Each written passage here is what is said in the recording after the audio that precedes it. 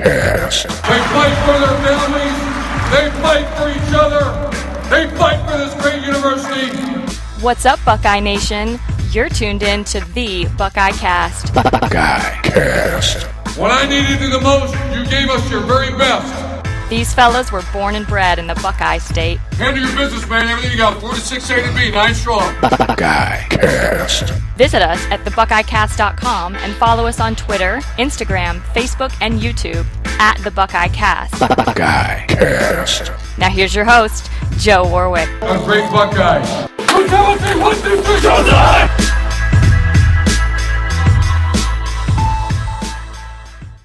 We are back in black. We are back, baby.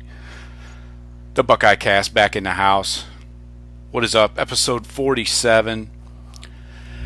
Today we are going to discuss beating the Beavers last weekend. We'll run through a little bit of recap on that game, and then we're going to jump into beating the Scarlet Knights. 3:30 at the Shoe this Saturday. And we'll give you our predictions and our microscopes, who we're watching this week. And hopefully we'll talk some Big Ten East. I got Jeff in here in Orlando. What's up, Jeff? What's up, brother? And I got Sean up in Detroit. Hello. He is connected. So, let's jump into this Oregon State game. Hell of a drubbing. Ryan Day at the helm in place of Herb did a hell of a job, I think. I think Herb may want to see a couple more QB runs. What do you guys think? I think Ryan Day looks amazing. He is going to be a great coach somewhere soon, probably too soon. I kind of used to say it about Herman, regretfully, but now a guy like Ryan Day is who I want to be Herb's heir apparent, but I don't want that to be for 5 to 10 more years or however Urban sees fit. Yeah. Right.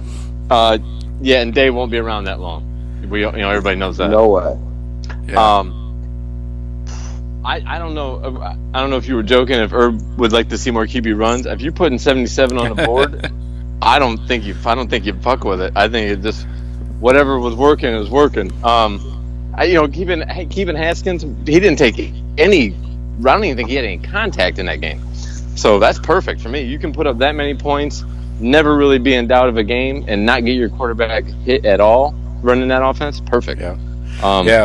I think Day. I think Day handled everything from the leading up press conference to the coaches show. Everything. I handled it just like we would expect Urban to do. Yeah. Good sign that there wasn't any. Yeah, nothing glaring that we as his fans could notice that went astray or whatever, Right. Well, so, let's start very with let's get into the positive side, and that is the offense, like we were just touching on. 375 rushing, 346 passing. That's almost perfect balance. Over 700 yards total offense, and tempo. We saw a huge increase in the number of plays. They ran 87 plays. I believe that's minus 4 plays that were penalties. So actually they ran over 90. And that's even with bleeding the clock in the entire fourth quarter. Right. So your thoughts on that, Sean? What do you think? You like the increased tempo and the number of plays they put out? I love the tempo. I don't think there's too many teams we play that can handle that. I know I don't want to foreshadow anything, but if we're able to touch on the Sparty game later, that who was that, Utah State worked Sparty pretty hard with tempo, and I look at the number of plays they ran. I don't think they ran as many as us, and like you said, we backed off. Yeah, that's basically. We could have scored 90. We could have scored 2 more touchdowns. Oh yeah, we probably could have gotten up close to 100 if we would have stayed up tempo in the fourth.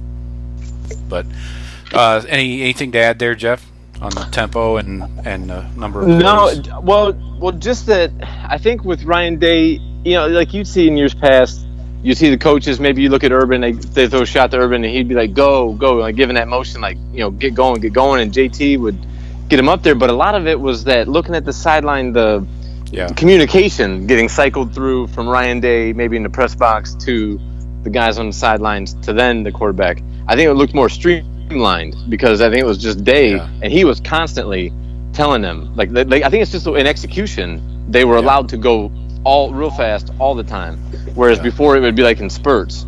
So I think it was just more streamlined in the channeling to the quarterback. I don't know what they really may have changed, other than Day being the one calling the plays and the one dictating everything. Right. I don't know. I think he called a hell of a game. Not that. Yeah. I probably could have called that game.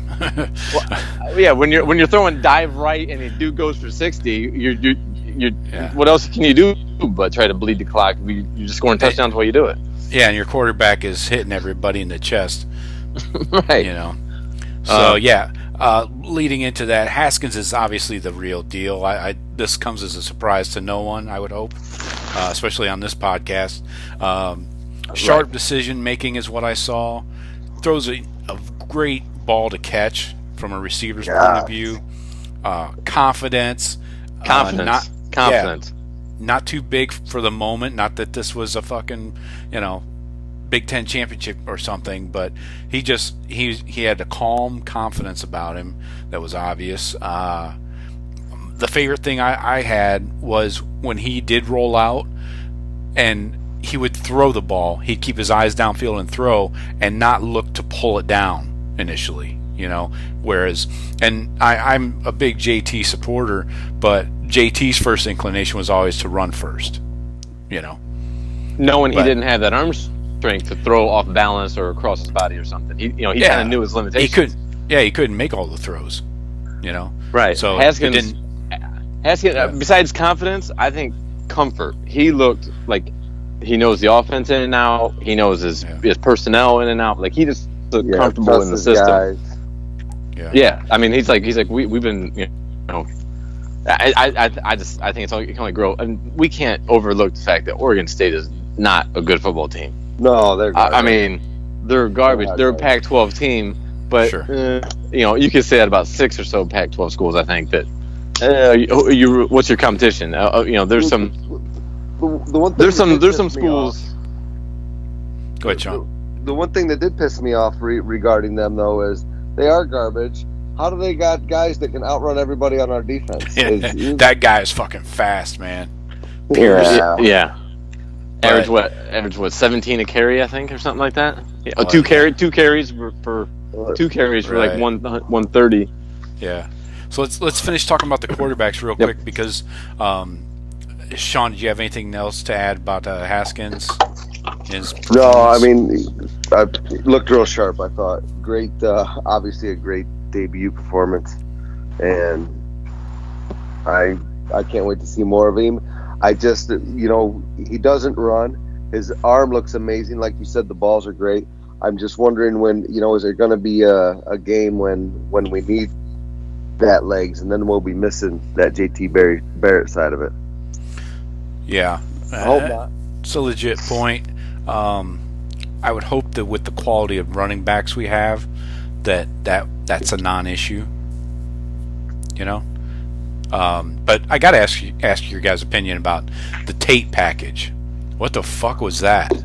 Was that a clusterfuck or what? Man? I don't really think that was so much a package, but just him in the regular offense. There happened to be plays in the offense that would suit more of his style versus Haskins.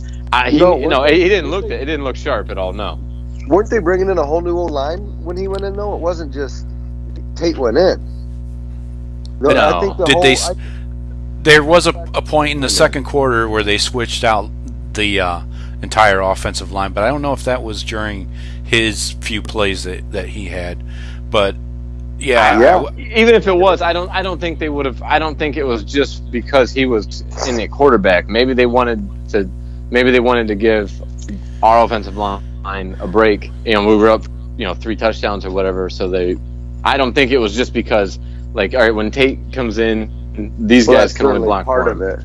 I mean, it's got to set up to be able to do that, but you also really want to do that because you don't want your backup only getting time in the fourth quarter. You bring him in here second quarter while everyone's still a little bit fresh and playing hard. you're giving him some real game day looks, I think, and that's important to develop that. And I think he definitely needs to see those 6'7", 6'6" linemen. He needs to be able to play in a game with them, not maybe the backups that are 6'3", 6'4". I think you need to get used to throwing over top of the guys you have right in the front. I just was unimpressed whether it was play calling, blocking up front, or just Tate's decision making, whatever. It seemed like that was a Tate package, where Ryan Day last week said there is no Tate package. He's just going to run the offense, and those look like Tate specific plays almost. Maybe they were just zone reads and stuff. Like the one he strung out to the sideline and pitched to Saunders. Oh yeah. That's like a run pass option look. Yeah. That's a long pitch though. That's a long pitch to make. Did they ever say if that was scripted or was that impromptu? I believe that was a zone read or an RPO, one or the other, and he just strung it out. And for some reason, Saunders is hanging out back there. I don't know. It didn't make sense to me. But Saunders would have been running the H position, so maybe he was in the backfield. I didn't go back and check that. But not impressed with the first series by Tate. But let's get into the running backs. Obviously, they went alternating series every other series. Dobbins got the start, but Weber just went wild, man. He fucking went off, and we saw that breakaway speed that he teased us with last year, and some of the power running too that we got to know from him. But what did you guys take away from the running backs specifically, Sean? Well, I mean, you look at what Weber was able to do, and not just in this game, but if you go back to the end of last year, I got to say over the last 4 or 5 games, Weber has been our best running back. He's been incredible. Yes. His speed, his everything, and that's taking nothing away from J.K. Dobbins. Dobbins is amazing. I can't believe what we've got going on back there right now with Dobbins. We got a lot going on back there. Yeah. And we got some boys coming up behind them, but these two are both freaks. And Weber is peaking. I mean, the guy hasn't been. No one's touched that guy his last 5 games. Yeah, 20 carries for 186, 3 touchdowns, and the additional touchdown on the little jet sweep. That was technically a reception, but we'll call it 4 touchdowns. So his average per carry was 9.3. JK only had 15 carries and only put up 74 yards. It looked like he wasn't getting a lot done, even though that's almost 5 yards a carry when Weber's swapping out and breaking off big runs, Yeah. And then Teague and Snead got in there. Teague with the big run, six carries for 56 and a touchdown. He took that dude, hit this left forearm, and just chucked a lineman or a DB right off of him, like big on big, chest on chest, and he just put him down. God, it's impressive for a freshman, for sure. Yeah, Snead looked a little squirrely there, where he got like twisted up a few times and running backwards in a pile, But I liked what I saw with him too. I think he runs hard. He's got a good build on him. He's definitely the prototype Herb wants. Yeah. You can't complain about the rushing. We all said leading up to the game, this looks like a 350 yard rushing game. We all were pretty close on that. Just showcase what you got. I think this is going to be a story as we keep winning, moving up rankings. It's going to be this backfield tandem. I think you're going to get SportsCenter fucking stories. Rinaldi's going to come in, shuffle the two in a dark room or whatever. I just think because I don't see it slowing down. If that O-line stays focused and just continuing to do their job, these two are going to put up monster numbers. Yeah. And then you're going to have Haskins, and Haskins is going to be slinging it. If he keeps scoring 4 or 5 touchdowns a game, he's going to vault to the Heisman. And then it'll just be a backstory about the running backs. But well, it's too bad that you can't give a Heisman to the Ohio State backfield, because together between those two, the numbers are going to be ridiculous. Yeah, they will take each other's votes, unfortunately, so neither one will probably win the Heisman. You know, it's just gonna hurt. I can't see it. Yeah, and I kind of hope they don't, because the Heisman to me is not given it before the bowl game. I think it greatly declines the player leading up to the bowl game. That's this thing I have ever since Troy Smith in 07 or 06. I don't want Buckeyes winning the Heisman. Yeah, I'll take Heisman's.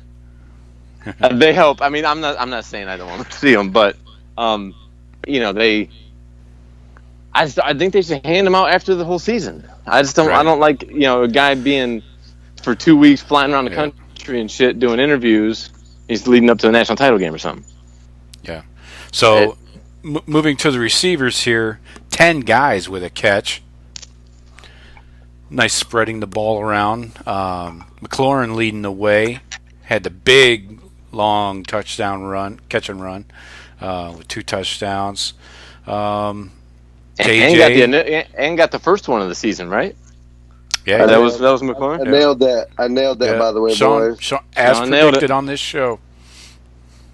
Yeah. But I thought he was screwed because he got that one down there at about the. I was like, "Go! That's my touchdown!" And he got tackled at the 2. I'm like, "Shit!" And then they stopped us on a run play and went back to him. So I didn't think I was going to get it after that. Right. KJ looked good. Possession guy. Paris dropped one, of course. Ruckert had a ball. Jalen Harris, Dixon, Shad Berry with the touchdown. Olave contributing. Ben Victor, didn't see him. He was one of my guys to watch. I thought he might be emerged as that dominant red zone target. And pretty much non-factor for the most part. I think we're going to see Max playing like a beast. Mac looked good. I can see why Mac has moved ahead of him on the depth chart. And Mac blocks, you know, and McLaurin blocks, and that's what they love that.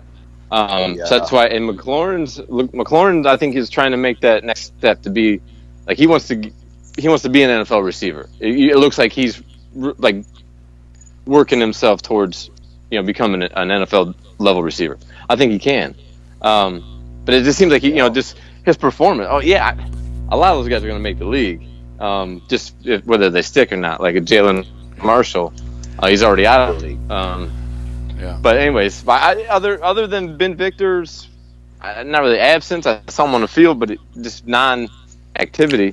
I'd say that as a group they look good. Yeah, I think we're going to continue to see a rotation of, you know, maybe next week somebody else has a breakout big 100-yard game or something. You know, it's really about, you know, who gets open first and who gets the ball. So I think we'll see a continuous rotation of receivers having big games. You know, O-line, not much going on there. Like they say, kind of like an umpire in baseball. If you don't notice them, then they're doing their job. So, right. Second string O-line wasn't overly impressed with in the second half, but that's second string, you know, to be understood. It's their starters. Their starters stayed in longer than ours, obvious, you know. But still, it's Oregon State's fucking starters. Our second team should not have a problem with them. No, you Yeah. But you just look at the stat sheet. You're like, oh fuck, 375. What are we complaining about? You know, and Haskins did have all day when he was in there throwing. Yeah. Man on man. I didn't notice anyone struggling, even Knox. Right. So, but it was Oregon State. We're going to get a little bit better from Rutgers, maybe, and then a whole lot better the following week. So, at least our competition's rising gradually. Yeah. So let's switch over to the other side of the ball and talk about the defense. Some positive points, obviously, with Bosa having a monster game. He's ridiculous, man. Yeah. I started the hashtag Bosa for Heisman, so be on the lookout for that to catch fire. I'm in on that. Yeah. So, 31 points allowed. Stop me if you've heard this story before. The starting quarterback got knocked out, and a second-string guy came in and started doing shit that apparently we've never seen before. Looking like Fran Targeted. Yeah. So run defense is obviously concerning with some of the linebacker play for the most part, missing gaps and taking bad angles. You know, back seven in general, I thought looked like shit. What do you think, Sean? They got 82% of their offense on 8 plays. Yeah, that was quite the effort. First, I'll take my hat off to the D-line. Like you said, not just Bosa, but I think they all showed out pretty well.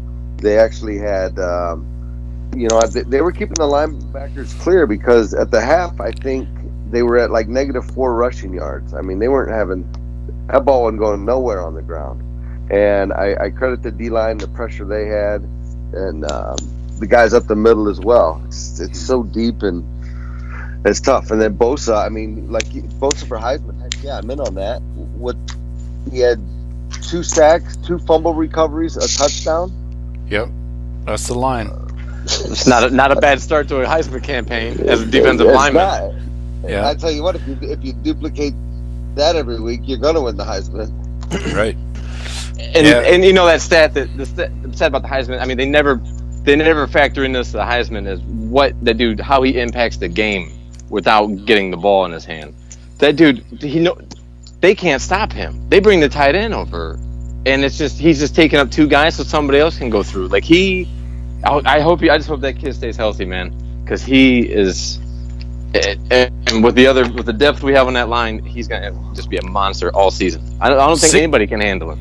16 D linemen played in that game.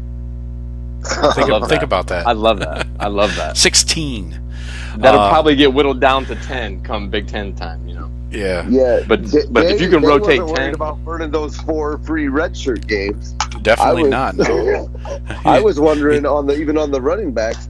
I thought, okay, you know what? You play either Teague or Snead this game, right? And then you save, another one for a different game. But you get them both in there. Yeah, he took a flamethrower to those fucking red shirts. Yep, he's like, we're all playing. Yep. I will give the Buckeye defense a little bit of an excuse where Fuller and Borland, those injuries were huge. Borland only played 10 plays. That was the plan going in. And with Fuller, the game time decision to not play him, that was, I think, the biggest kick in the sack. And that was noticeable. Yeah. I mean, I noticed, you can notice that the first couple of drives. Like, hey, we usually have a better playmaker back there. Where's he at? Just the reliability factor, Yeah, he's consistent. He makes plays. He's going to make that tackle. It's noticeable. I think our safety depth is down because Fuller's absence. Who's to say he makes those tackles on those 2 long runs from that dude? I don't know. I don't know where the defense was, but he might have seen something, or been in the right spot where maybe Went wasn't or didn't know to check for this, or So hopefully Fuller should be back. Is he back full go yet? I mean, they're saying he'll be back for the Rutgers game. Yeah, he will be. Okay, he will be back. Well, right. But probably just a precaution. And I don't care if he sits out Rutgers. Really, I mean, if we're gonna handle Rutgers like we usually do, but tough Borland, I think that was noticeable as well. How's Baron Browning not ready to play, man? He ran out of the hole once. Yeah. I saw as soon as he ran out of the hole, the running back came through. Yeah. I'm like, what do you? I don't know. What is that? Is he just reading it wrong, or is it coaching? It looks like he just made the wrong read and took himself out of the play. Well, you know where I'm gonna stick my finger. But what were you gonna say, Sean? Well, both those guys, all the linebackers had some troubles as usual for Iowa State. They made some good plays as well, but all those big plays to me were, linebacker and middle of that secondary, the safety play. It was bad. Mm-hmm. And I don't know if I'm reading your mind, but if where you think you're going, I think we have one weak coach left on our team, and I think that coach is Davis, the linebackers coach. Definitely. I don't know. Those guys can't get. No one's got more talent sitting there at that linebacker than us. Yeah. So 23 players had a tackle in that game. That's like 2 full teams. Thought that was interesting, and I'm really curious to see if they bring back Borland this week. I wouldn't be surprised if they put him on another pitch count. Maybe 20 or 30 plays. Who's going to sit? Who's going to sit when he comes in? Browning? I don't know. That's a tough call, man. I don't know. Depending, that coaching staff might, they see Browning in practice every day, so he may be really comfortable on the outside, but just in the middle because Borland can't be. They might be knowing, hey, we know he's out of position. It's not where they might, but he's our best option. So he might be. I don't know. Werner. I don't think Werner comes off the field. Yeah, so I was going to say, how do you take him off? Harrison played like the entire year last year. How do you take him off? I said, the coach is hard. Well, we don't see him every day in practice. I mean, the team and the coaches know who's been playing more consistently, for the past month. I mean, that's not something. That's something that we don't. So we're just speculating whether Browning's been actually playing better or he's just kind of hanging on, and not really grasping it, or is Harrison just the one that's just kind of hanging on? You can't really tell from that game. That game doesn't really give us that good of a read, I don't think. No, because they all made mistakes. So and the talent's horrible. And they all made some plays too. I mean, Werner caused that fumble that both jumped on. Yeah, they all showed flashes of what we all know that is their potential. I think, of course, us looking at the rating and the ranking of Browning as a high school senior, we're like, well, Browning's got to play, right? Well, if Harrison's been making more plays more consistently, don't put Browning out there just because he's a fucking 5-star. When you move him to the strong side, and if Borland comes back, I do think that Borland will come back right into his middle linebacker spot with no problem once he's healthy. Right. I think they need him running that defense. I think. Right. So that's going to be interesting how this plays out. At least they have depth. I guess that's the upside. Right. And just to polish off this game on special teams, punter had 1 kick for 65 yards. That was a nice little average. And to me, kickoffs are now boring. Thoughts? Yeah. Well, but that was their plan. Make them more boring and safer. But you'll see when games get later in the season, interconference games, shit'll get weird. D'Antonio, and all these other coaches, there's going to be some trickery and all that kind of shit later. Everybody's just being super conservative. It looks like our strategy is to just do what we've been doing. I didn't really notice it even in the big matchup games, like Miami, LSU, those type of games. I was watching, and the kickoff had 0 impact on any game I watched over the weekend. Probably 10 games I saw. I didn't see the one kickoff having any impact or any return. So, but I think it will later in the year. People gamble of the special more. Teams, why was Demario McCall supposed to be the punt returner and the kickoff returner? And I didn't think he was in there until the second half. Yeah, one of the reporters actually asked Ryan Day if DeMario was suspended for the first half, because they were going on the same assumption, because of the depth chart, it was supposed to be DeMario. And Day said, no, he wasn't suspended or anything. So I don't know what the fuck's going on there. Health? Is he coming back from injury? I mean, no, he should be fully healthy. Well, that's... But yeah, I wonder if they've asked DeMario about it. I'd like to hear his comments. I wonder if he's got his head up his ass. Right. Well, right. Maybe possible. That's that's the stuff that that's why we have a podcast. We sit around and speculate what we think's going on because we have can't no be clue. in Herb's doghouse. Herb's not there. Right. So who's running the special teams now? Because Coombs is gone. Tabor Johnson, I think, somewhat, and Shiano also. He's always been in on the special teams to some degree. So right. Has DeMario McCall never not looked amazing in a football game? I know. He had 3 returns, 2 punt and one kickoff, and that punt return he went for like 25 yards. I thought he was going to break it. He did that little spin move, and he's like, "Oh, I'm not down yet." He kept running. That was fucking awesome. He produces every time he touches the ball. Why he doesn't touch it more? Most of it his career has been health. But it's kind of odd that CJ Saunders goes out for the punt returns just the whole first half. He does nothing for me. I don't get some of these guys that are in love with CJ Saunders for fucking what. I don't like him over anybody that's in front of him. He would probably be. Yeah, I like he was like the 8th best receiver. Yeah, I mean, I like him in the spot we have him, but I don't know why he's returning punts. Probably just because he's sure-handed. Mm-hmm. But I'd rather have Johnny Dixon back there.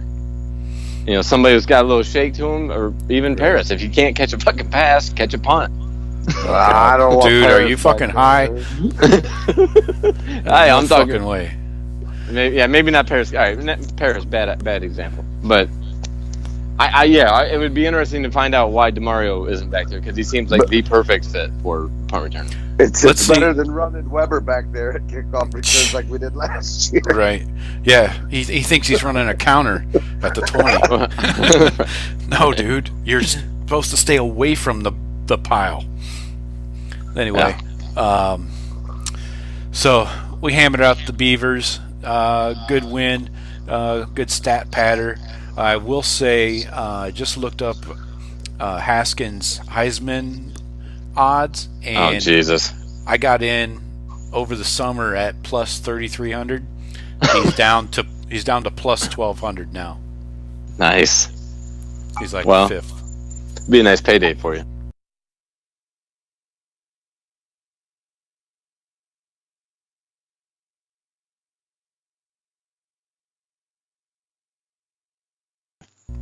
All right, Rutgers comes to town, 3:30 on BTN in the shoe. Our old buddy Chris Ash, his 3rd year in the program. They went 4-8 last year.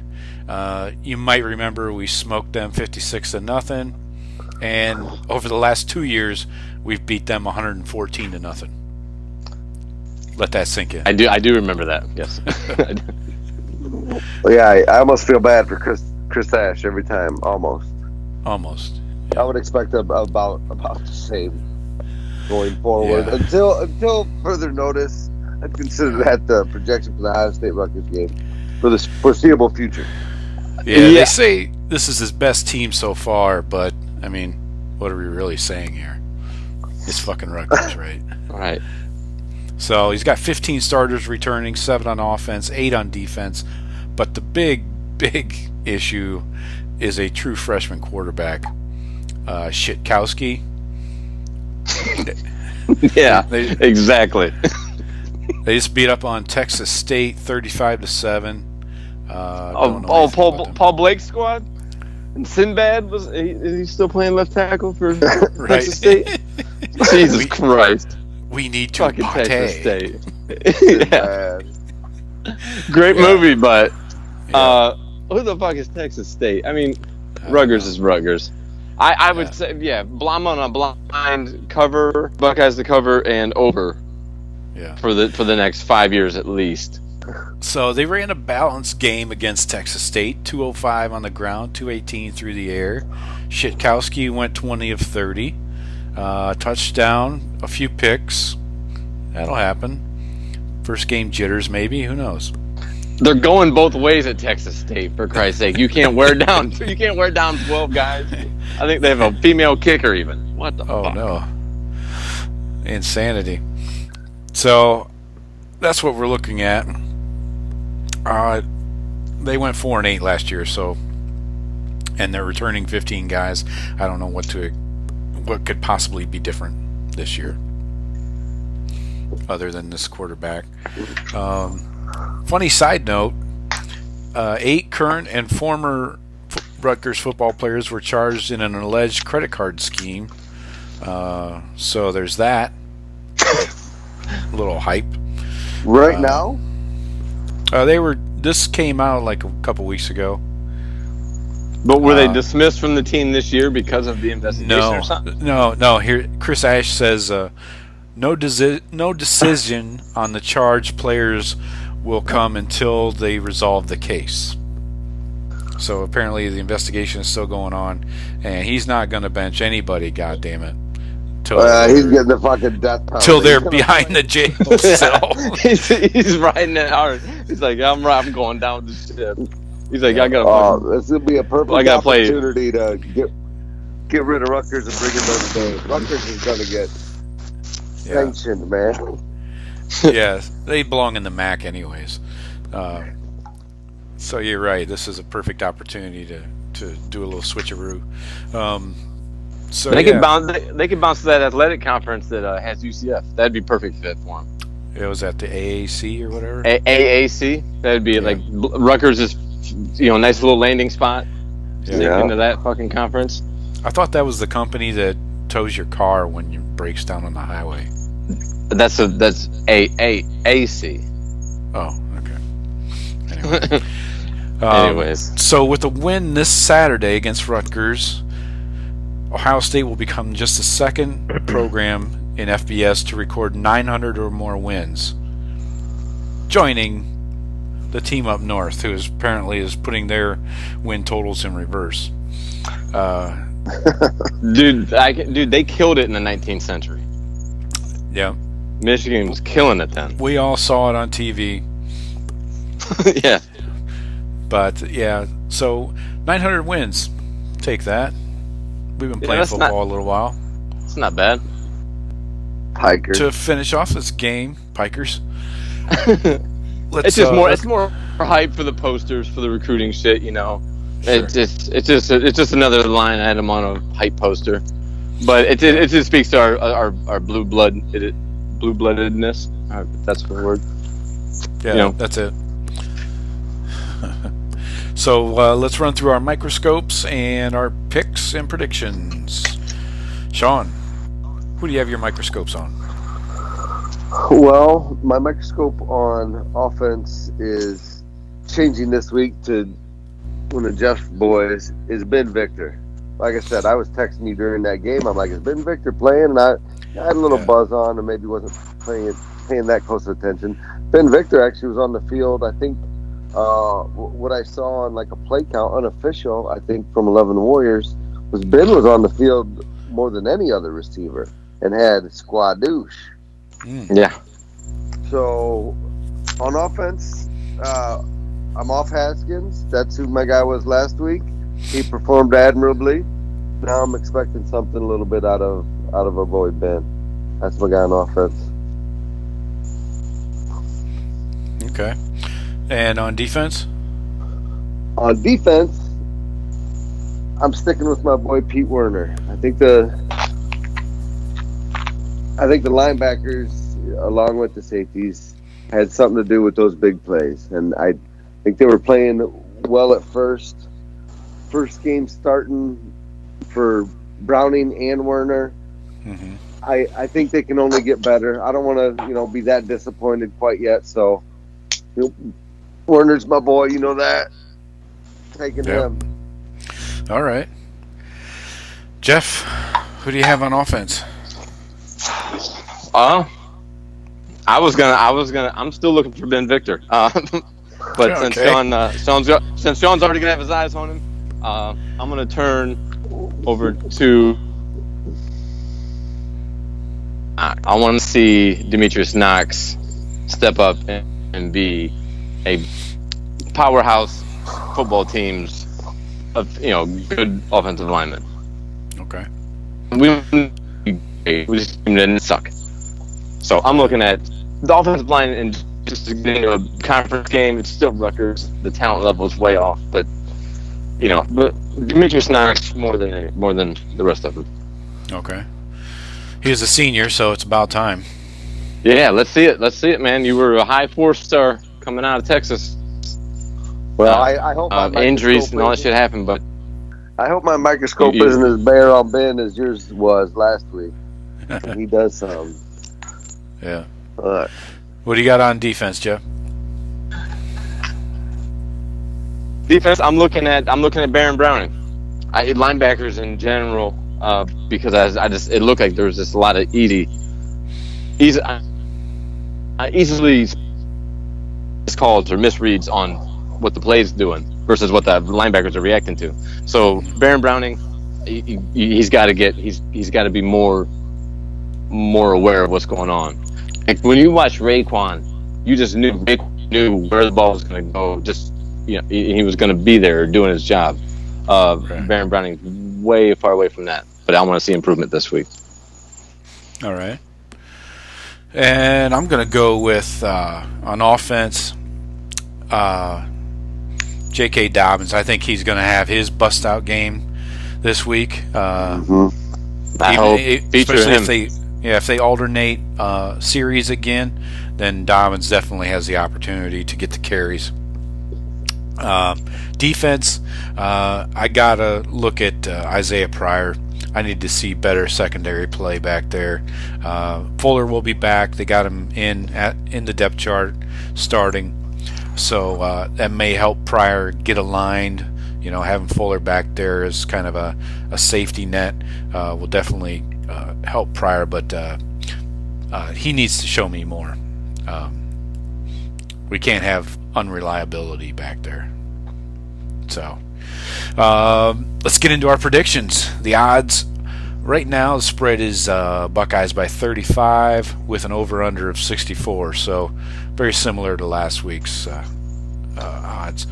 What do you think, Sean? Hey, Joe, I'm back. I'm sorry, I lost you guys for a minute there. Oh, we didn't notice. Oh, of course. Didn't miss it. Fucking asshole. You won't be missed. I know you were talking about Isaiah Pryor and Fuller being back helping him. Yeah, exactly. It just having the best guy at the position back gives everybody confidence around. So yeah, I'm with you. So spread, like I said, was 35. The over/under is 64. Sean, what is your final score prediction? Man,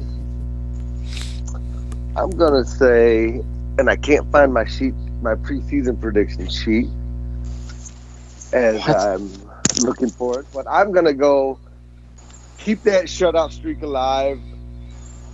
63-0. Oh yeah, I like it. Very nice, Jeff. What do you got? I think. I think the Scarlet Knights get on the board this year. 56-6. We'll go 2 field goals. Ooh. 56-6. Cover over. No, that's under. That's the under. No, I can't take the under. Sorry. We're definitely taking the over. Let's go 60. You said 64. Yeah. Yeah, we'll go 64-6. There you go. 64-6. They're going for it for 2 on a touchdown. Hey, 64. They're going to be down by 48 and kick the field goal. Ash would be like, we're getting goddamn points before we leave here. I'm walking out of here with points. I'll give a fuck. Right. It might 3 be years in a points. row. Yeah, but he's like, nobody shuts out Chris Ash 3 years in a row. Yeah. So, hey, 64-6. I'm fucking calling it. Okay. Good call. I'm going to go 63-13. I think. Oh, you're a Nancy. You're giving me shit? Jesus Christ. Well, I'm going with 9 touchdowns and 9 extra points. Not sure where 64 you arrive at that, but 63-13. I think defense still is working through some things, and they allow a few drives. And this is a different team. This is not Oregon State again. They're not. I know this is not a great team, but this is a better team. So that's why I give them the 13. Take the over, and as usual, Buckeyes cover. Kapow!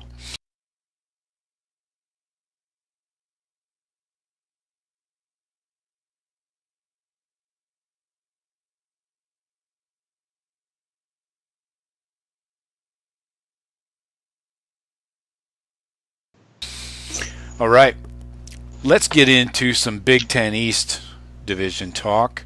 We'll run through the big three. I think we already pretty much covered the Buckeyes, but let's get into. You want to talk Sparty? Sure, we can talk into them. All right, let's talk about Michigan State's 38-31 win over Utah State. This seems to be, from my point of view, typical Sparty. They struggle earlier in the year with somebody that they shouldn't, and then by November they're fucking beating us in the second half. They always play us tough as hell. But what I noticed mostly about that game is, the Antonio's a lot like Tressel. The games are just heart-wrenching to watch if you're a fan. You always seem to win it. Cut from the same cloth.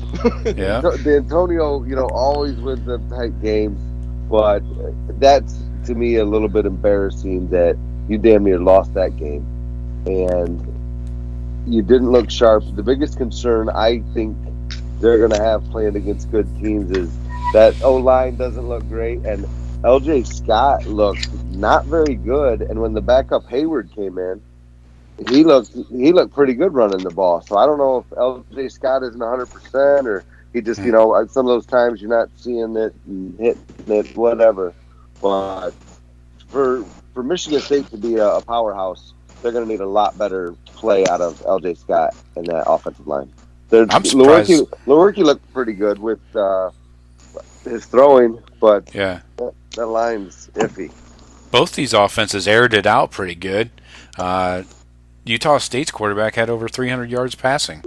Too bad. Two of his passes were intercepted, but he didn't go for any touchdowns. And Michigan State only ran for 165. That's very unlike them. Utah State only ran for 25. So what are we really talking about? Jeff, did you happen to catch any of that game?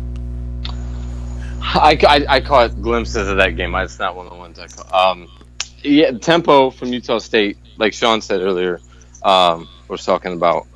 I think it could be a problem for Michigan State. Their offensive line doesn't look like a normal. They got a couple, NFL players. They don't have that now. LJ Scott, who knows if he's healthy or not? But we know what he's capable of. We know they're going to play us hard as shit. I wouldn't be surprised if they're, like you said, Joe, putting along here the first couple games, and then come time when they play us, they're leading in the third quarter. I could totally see that happening. Well, the good thing for them is they've got another early chance, because next week they fly to Tempe to play Arizona State under the Fighting Herm Edwards, who looked pretty fucking good last week. So I think for Sparty to right that ship, I mean, there's jeopardy of losing that game, in my opinion. But I feel like they need to win that game by 2 touchdowns and handle Arizona State.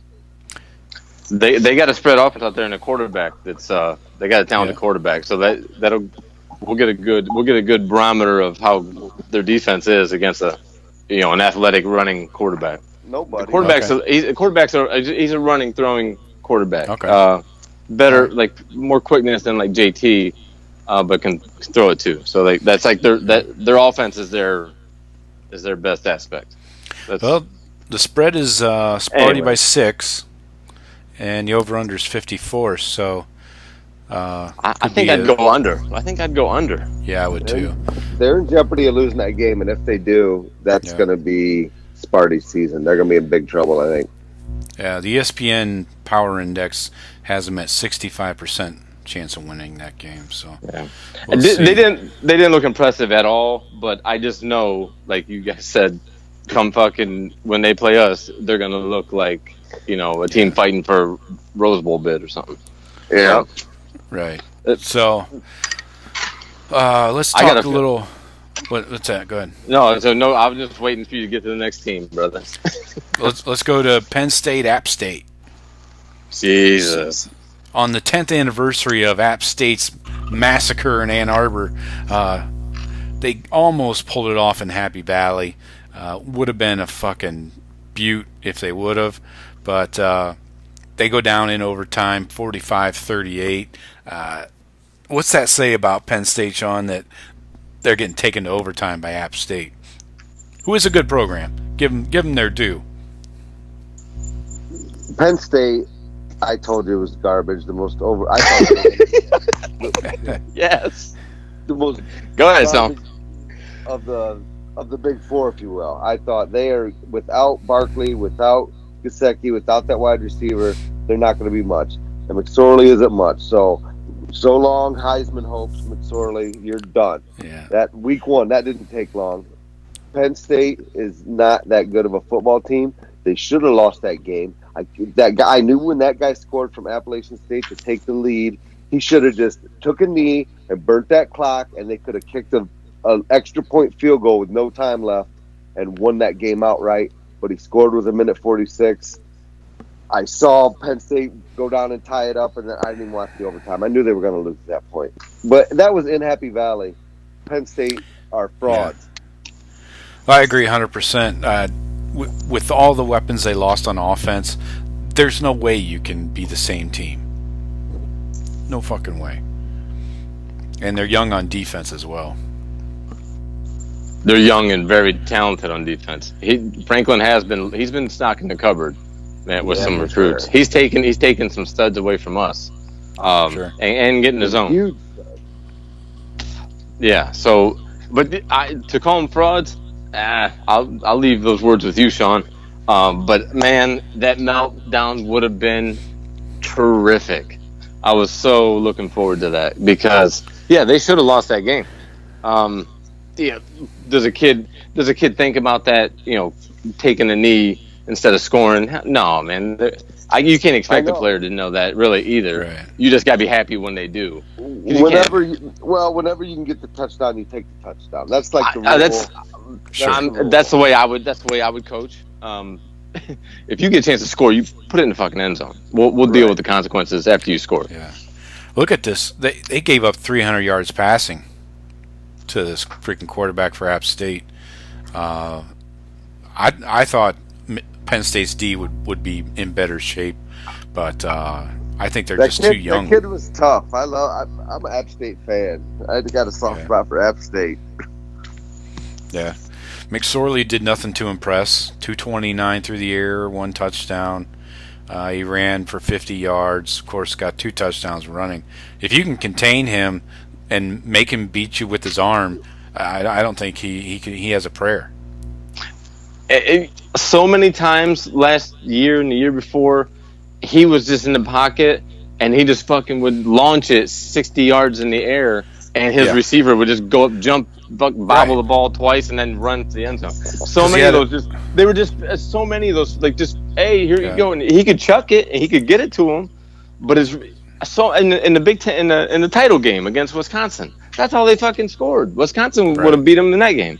So I think you're right. If you can contain him and that other running back, that dude's gonna be good.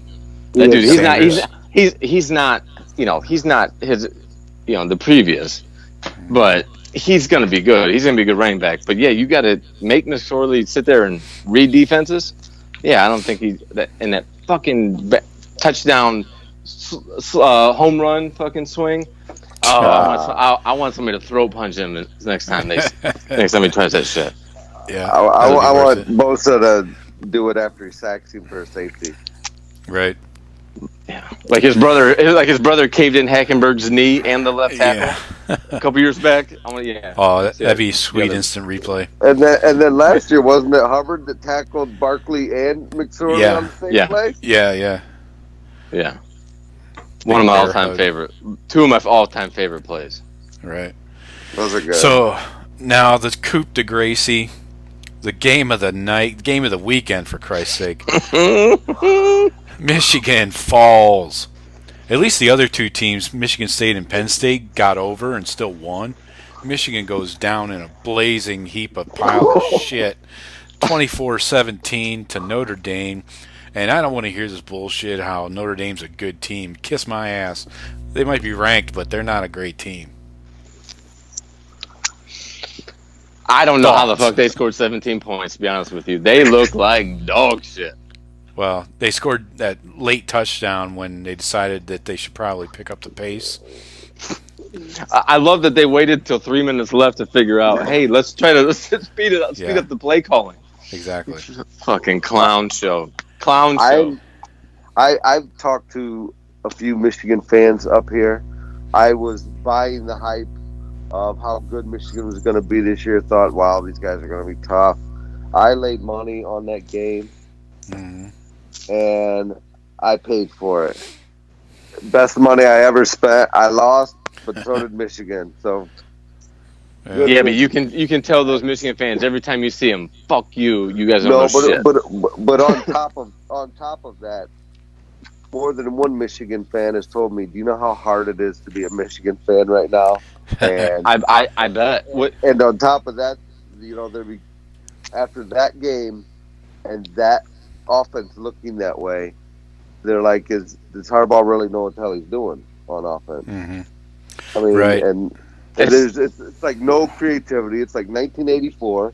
It's like right. Bo and Woody. It's like Bo and Woody calling games. And that's the thing is, Shea Patterson ran a spread down at Ole Miss. Why wouldn't you bring in some of those concepts?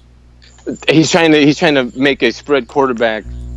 He's trying to make an offense for his spread quarterback, but you're right. He's not just putting in a spread offense.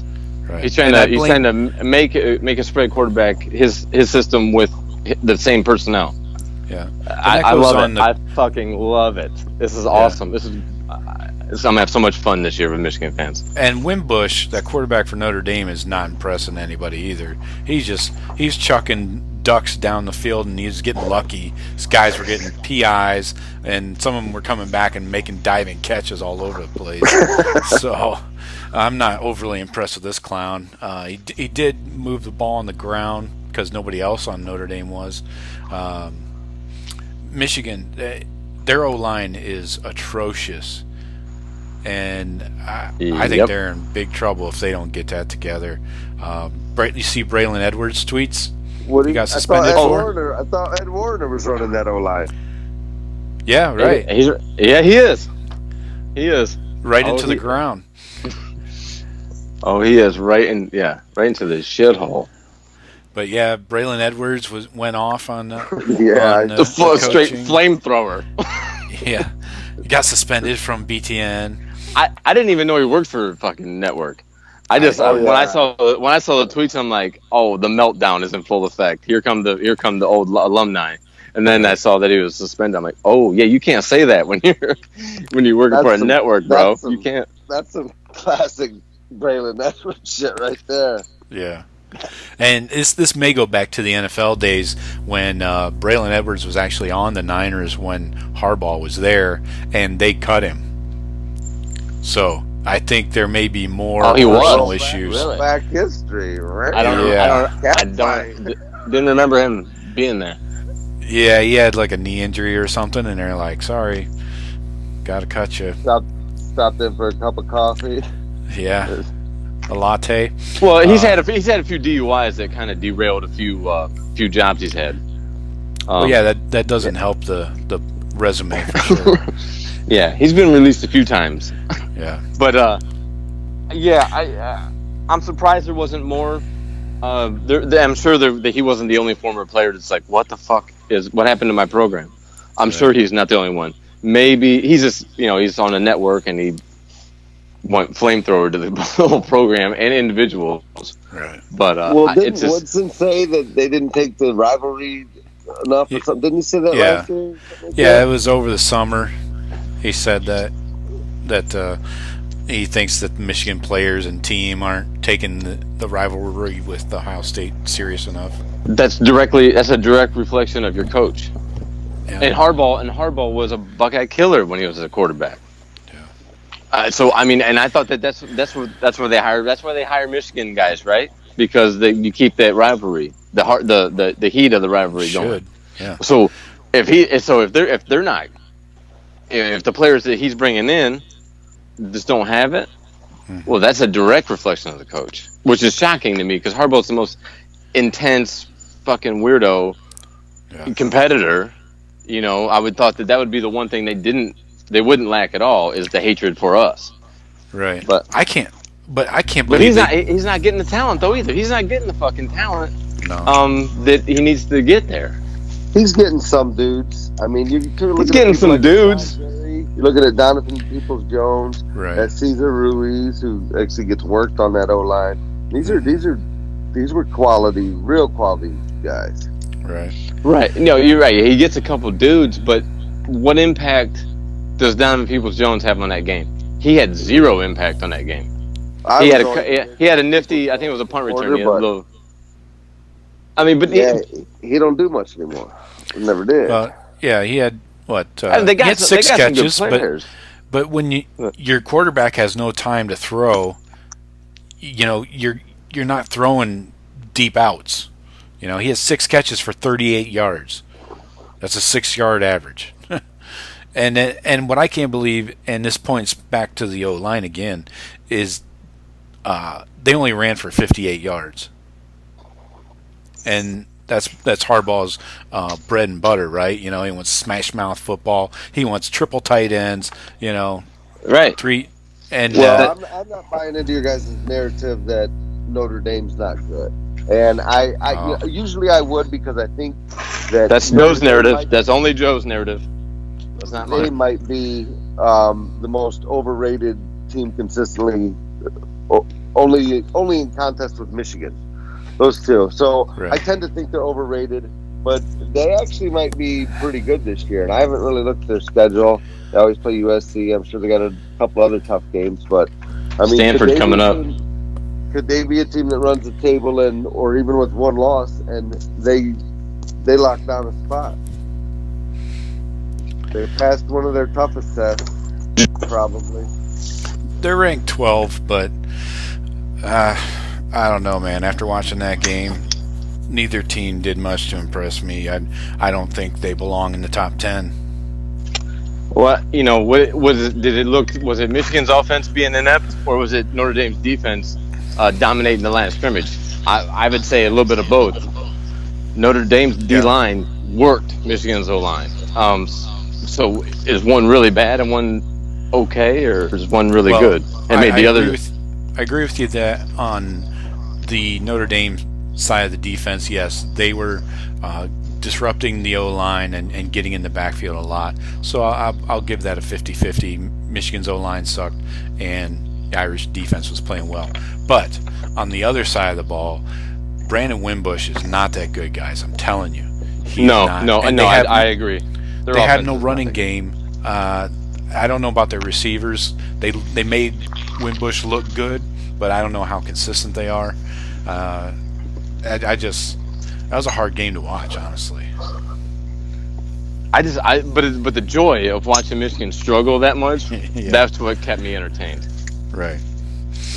So Michigan has a chance to get healthy here and get some things worked out. They got Western Michigan this weekend.